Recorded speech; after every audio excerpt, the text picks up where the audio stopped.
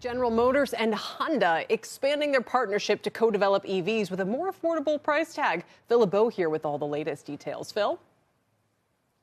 Kelly, this story is important, and this agreement is important because if the auto industry is ever going to get to mass adoption of electric vehicles, the prices are going to have to come down because most of them right now cost well over $50,000. So here's what General Motors and Honda have announced. They are agreeing to co-develop several electric vehicles over the next decade. The production is likely to start in 2027, at least that's the date at this point, and they're going to be targeting popular vehicle styles. For example, think about a small crossover utility vehicle. About 13 million were sold around the world last year. If you can come in with a low-priced model at that target, it could be very successful. The agreement calls for both companies to use GM's Ultium battery technology. That will be important because it gives the scale, if you can do this around the world, to bring down battery costs. And that's the key to selling a lower priced EV. But keep in mind that right now, these two companies, they are nowhere in the race when it comes to electric vehicles, at least electric vehicles being sold in the United States. According to Motor Intelligence, look at the first quarter sales.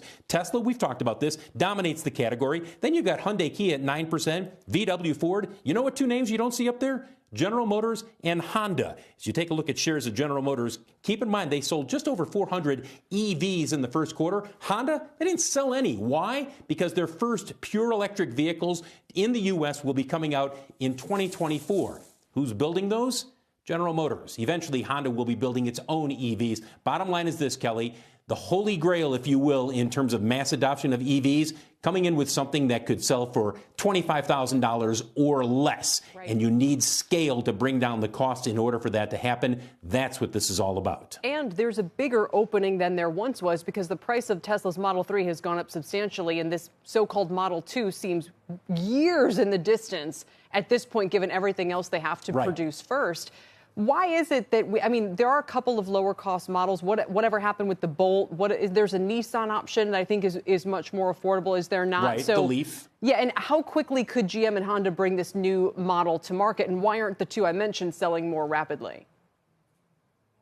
Well, first of all, this agreement calls for production to start in 2027. So we're a ways from any of these lower price vehicles hitting the market worldwide. And they'll both be building off of the same agreement at their respective plants. And in terms of low-cost options that are out there right now, yes, you've got the Nissan Leaf. The Bolt, remember, they suspended production last year because of the issues with regard to battery fires.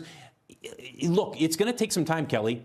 Bottom line is we are a long ways from seeing that $25,000 EV. Now, it could happen in the next few years if costs come down dramatically, but as of right now, we're a ways from seeing that happen. Yeah, it'd probably need to be in the works right now in order for us to have it available that quickly. Right. Phil, thank you so much. We appreciate it.